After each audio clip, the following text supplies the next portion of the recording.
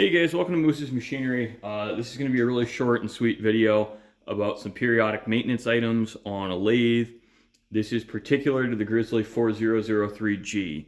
Now, on this particular machine, I just took it apart and I set backlash on my gear train because it was getting a little bit noisy and high speed. We'll fire it up and run it in inching, and even without the cover, that's not bad, especially for power feed. I think that's really about where it should be, noise-wise. We'll listen to it with the cover on. I just put a couple pumps of grease on the gears themselves. I use a molybdenum disulfide grease. But also, when I took the cover off to change that, I noticed the drive belt tension. It was loose. I just kind of set this by hand. I'll explain how I did it in a moment, but I just grabbed it, and with these kind of under light tension, you want probably 1/2 inch of deflection, but there's 3 bolts. One of them's here. The other 2 are behind this cover. I used a 3/16 Allen key, but you use a 17mm wrench to loosen the motor mount. And I just let the motor drop down under its own weight, and I'll retighten the number 3 bolt, which is the outboard bolt. And then I'll kind of pull up on the motor so the pulley's square, and then tighten these 2 bolts that are behind my splash guard. It's not really a big job, but it is something you should do regularly. And also another thing, clean off that sight glass and make sure there's oil in it. Now, we're a little bit low. This does leak some oil out of the headstock, not bad. I probably top it up every 3 or 4 months. So we can just do that quick on camera. You know, we're right where we should be. We're in the dead center of that red dot. Now, the apron's probably due for an oil change. I've had this machine for 1.5 years now, and I've never changed the oil in the apron. I don't actually even know. I found the drain plug. I was about to say I don't even know how, but I found the plug for it. That's not, in my opinion, as highly critical as the headstock, just because everything in there is a little bit simpler, and it's not running under as high load or high RPMs. So I kind of just look at it and I'm like, it's still amber colored. It's the color it went in, so I'm not freaked out about changing oil in the apron. I think that's like a biannual thing, not an annual thing. I try to change oil in the headstock on this once a year.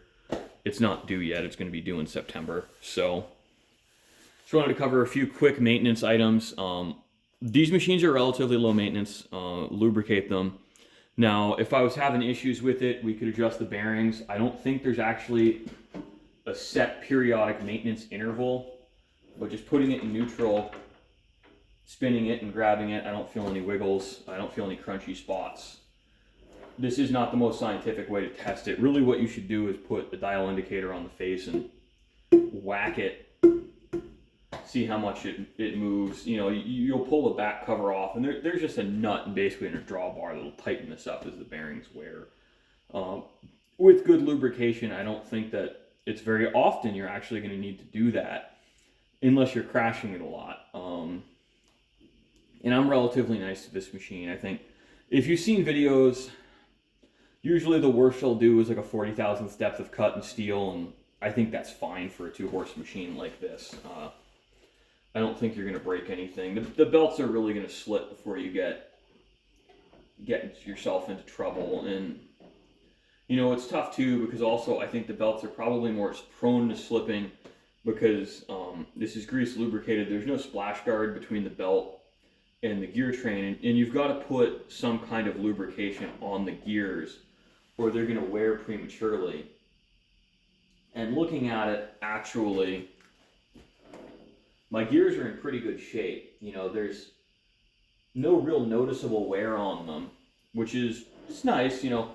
And the gear sets for this aren't terribly expensive either, which is good. You know, these are, I'm not going to call them robust. They're not top of the line machines, but they're fit for purpose. You know, they're adequate for what I'm using it for.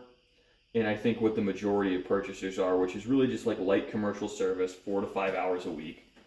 And you'll probably get 8 or 10 years out of the machine without, too much trouble. And, I don't know really how hard the ways are, but I think one of our projects is actually going to be taking off the wipers on them and making felt to put behind the rubber, so it leaves behind a little bit better of an oil film. And I think at some point we'll have to check it, but I might need to adjust the gibs on the saddle here. I don't think so. I haven't really noticed anything while I'm turning or making heavy cuts that indicates that we're having issues with that. But these machines are good. I like mine. I think the periodic maintenance is probably something people aren't great on.